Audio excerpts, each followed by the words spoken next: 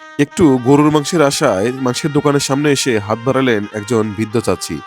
বাড়িতে তার ছোট ছোট ২টি নাতি আছে, যারা প্রায় ১ বছর যাবৎ গরুর মাংস খাওয়ার জন্য কান্না করে, কিন্তু সে খাওয়াতে পারে না। অবশেষে সে ক্ষান্ত মন নিয়ে ফিরে গেল। বিষয়টা আমার নজরে পড়তেই আমি এগিয়ে গেলাম তার কাছে এবং তাকে ফিরিয়ে আনলাম। দোকানের সামনে আসতেই তার মুখে এক ঝলক হাসি ফুটল। তাকে বললাম যে, আপনি কতটুকু মাংস নেবেন এবং কোথা থেকে নেবেন নেন। ঠিক আছে? সে অনেকটা বিস্মিত হলো এবং ভয় পাচ্ছিল যে আমি তার সাথে মজা করছি কিনা। এরপর আমি আর বেশি কথা না বাড়িয়ে দোকানদারকে বললাম, আমাদের ১ কেজি গরুর মাংস দিন। অতঃপর ৳৭০০ দিয়ে ১ কেজি গরুর মাংস কিনে তুলে দিলাম তার হাতে। তার একটি চোখও ভালোমতো কাজ করে না।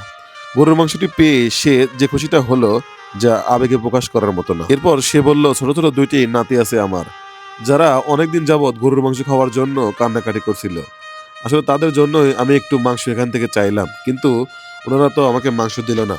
অতঃপর সে মাংস পেয়ে অত্যন্ত খুশি এবং আমার জন্য একটা দোয়া করে বিদায় নিল। আপনারা এই ধরনের ভিডিওগুলো বেশি বেশি করে শেয়ার করুন।